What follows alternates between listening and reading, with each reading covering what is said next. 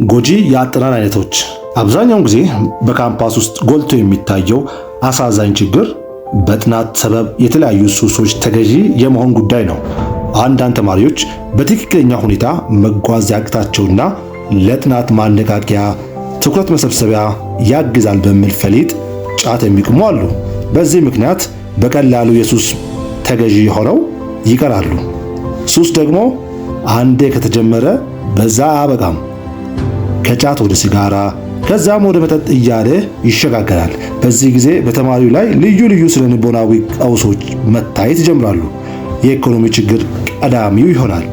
ሱስ ካለ ለብድር፣ ለልመና፣ ለስርቆት ያጋልጣል። በአልባሌ ቦታ የመገኘታቸው አጋጣሚም እየጨመረ ከደህና ቦታም እየራቁ ይሄዳሉ። በዛም ከቀጠሉ ከዚህ የህይወት አረንቋ ውስጥ ወጥተው ወደ ትክክለኛው የህይወት መስመር የሚመለሱት በጣም ጥቂቶች ብቻ ናቸው። እነሱም በጣም እድለኞች ሆነው ገና በጊዜ መንቃት የቻሉና ከሱሰኝነት ራሳቸውን ያወጡ ናቸው። በእርግጥ ተማሪ ሆነው በሱስ የሚያዙት ለምን እንደሚማሩ አለማወቃቸውን ነው የሚያሳየው። የተሻለ ህይወት፣ የተሻለ ኑሮ ለመኖር ከሆነ የሚማሩት ህይወትን ለጥናት ወይም ለትምህርት ብሎ አደጋ ውስጥ መጣል አሳማኝ ምክንያት አይሆንም። ለጥናት ብለው ጫት ለሚቅሙት ነው ይህን የሚመለከተው። በጭንቀትና በውጥረት ውስጥ ሆኖ ያለ እረፍት ማጥናትን ከጎጂ የአጠናን ዘዴ ውስጥ የሚመደብ ነው።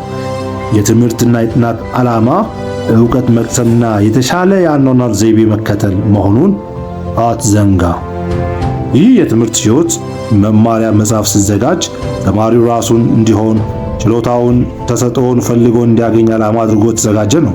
በአጠቃላይ ግን የአጠናን ዘዴ በተመለከተ የራስን መንገድ መከተሉ የሚያዋጣ ሆኖ ነው የሚሰማኝ። ቸር ሰንብት ወዳጄ። ምናልባትም ለጥናት ጉዞ የሚረዱ አስጠኞች ካስፈለገ ወይም ካስፈለጋችሁ ኤክስትሪም አስጠኞችን ማግኘት ትችላላችሁ። ኤክስትሪም አስጠኞች ባለ ብዙ ልምድ ባላቸው አስጠኞች የተዘጋጀ የቤት ለቤት አስጠኝ እንዲሁም ኦንላይን አስጠኝ ነው።